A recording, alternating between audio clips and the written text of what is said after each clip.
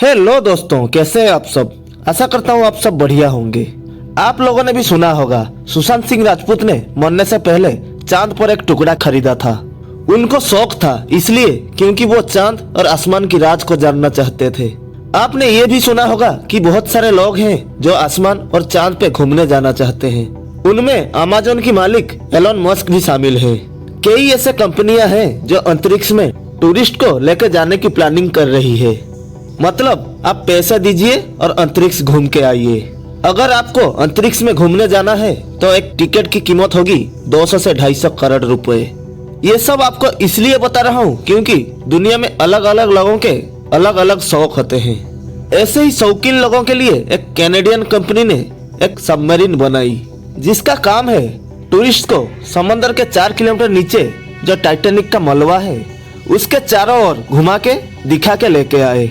उस कंपनी का नाम है ओशन गेट। इस कंपनी ने पहले ही ऐसा एक ट्रिप करवा चुकी थी और वो ट्रिप सक्सेसफुल रही थी। तो इस महीने 4 और लोग उसी सफर में निकले।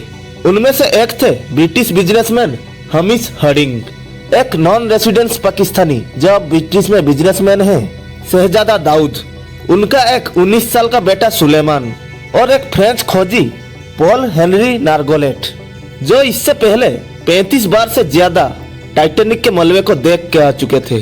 और इन चारों के साथ 5वें शख्स थे इस पनडुब्बी के पायलट स्टकटन रॉस जो खुद इस ओशन गेट कंपनी के फाउंडर और सीईओ भी थे।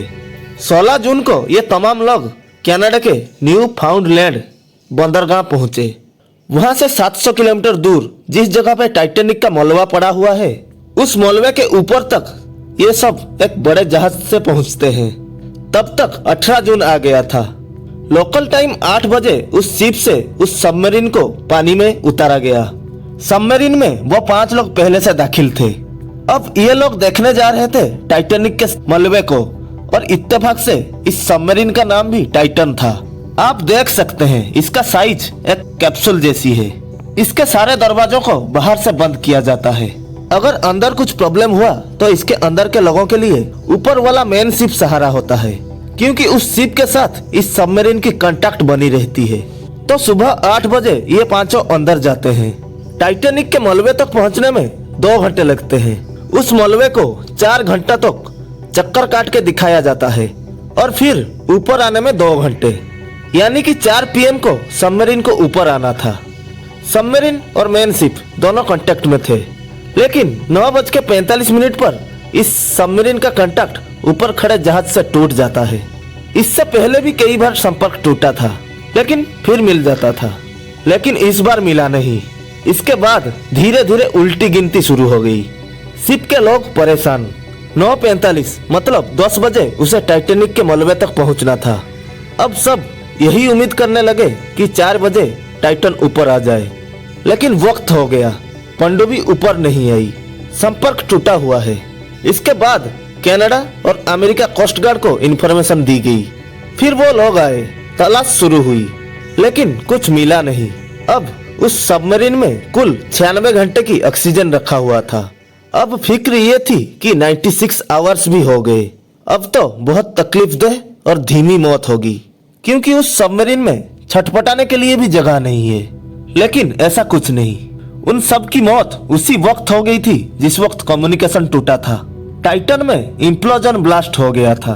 जिस वक्त संपर्क टूटा था उसी वक्त अमेरिकी कोस्ट गार्ड को एक धमाके की आवाज सुनाई दी थी, लेकिन उन्हें उस वक्त कुछ इन्फॉर्मेशन नहीं थी। 23 जून को टाइटैनिक के मलबे के पास टाइटन की भी मलबे मिले और इत्तेफाक से जिस तरह टाइटैनिक की 2 टुकड़े हो गए थे ठीक उसी तरह टाइटन की भी 2 टुकड़े मिले हैं। और अब ऑफिशियली ये ऐलान किया जा चुका है कि उस पनडुब्बी में सवार तमाम 5 लोगों की मौत हो चुकी है। और उससे भी बड़ी अफसोसनाक बात यह है शायद ही कभी उन 5 की लाश मिले। अब ये इम्प्लोजन क्या है? एक्सप्लोजन तो आप जानते ही हैं, जैसे बम का धमाका जो बाहर की तरफ होता है। इम्प्लोजन एक अंदर की तरफ धमाका होता है आसपास की प्रेशर की वजह से। जैसे आपने देखा होगा एक पानी का बोतल अंदर पिचक जाता है। अब इस ट्रक को देखिए जो इम्प्लोड होने वाला है, इसको कहते हैं इम्प्लोजन। सबमरीन के साथ कुछ ऐसे ही हुआ था हाई प्रेशर की वजह से। जैसे कि मैंने आपको पहले बताया था कि टाइटन का 2021 का मिशन सक्सेसफुल रहा था, तब एक यूट्यूबर अलन एस्ट्रादा ने भी उस टाइटैनिक के मलबे को देखने का फैसला किया था। उस वक्त उन्हें करीब 1.5 करोड़ रुपए चार्ज किया गया। बहुत सारे पेपर्स में सिग्नेचर कराए गए। बताया गया कि ये जोखिम भरा है, आपकी जान भी जा सकती है। तब एलन ने कहा वो तो प्लेन में बैठने से भी हो सकता है या फिर ऐसे ही सड़क पर भी हो सकता है। उन्होंने सारे जगह साइन कर दिए। अब उन्हें पूछा गया कि इस टाइटन में बैठने का अनुभव कैसा था। तब उन्होंने कहा कि जब टाइटन समंदर में पहली बार लॉन्च हुआ तो किसी मिसाइल का लॉन्च होना जैसा अनुभव था। फिर लगा कि जैसे एक बंद कैप्सूल के अंदर बैठे हैं। बैठने के लिए जगह नहीं, नीचे सिर्फ तशरीफ रखना है। और बोले हम जितने भी अंदर इतने पैसे देके बैठे थे, हम सबको पता था कि हम किस सफर में निकले हैं और कुछ भी हो सकता है। और उन्हें पहले भी बताया गया था कि इस सबमरीन का दरवाजा किसी भी सूरत में अंदर से खुल ही नहीं सकता। हाँ, अगर किसी की तबीयत बिगड़ जाए तो सिग्नल दे सकते हो, ऊपर आपको वापस सतह पर लाया जाएगा। तो ऐसा लग रहा था जैसे कि एक मौत के बंद बक्से में बैठे हैं और चले जा रहे हैं। लेकिन जब 2 घंटे के बाद टाइटैनिक का विशाल मलबा उनके सामने था तो लगा कि ये है जिंदगी।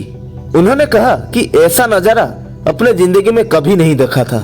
टाइटैनिक उस वक्त भी बेहद खूबसूरत लग रहा था। और ये सफर पूरा करके जब वो लौटे तो उन्होंने कहा इससे पहले डर तो था, लेकिन ये उनके जिंदगी का सबसे यादगार सफर बन गया।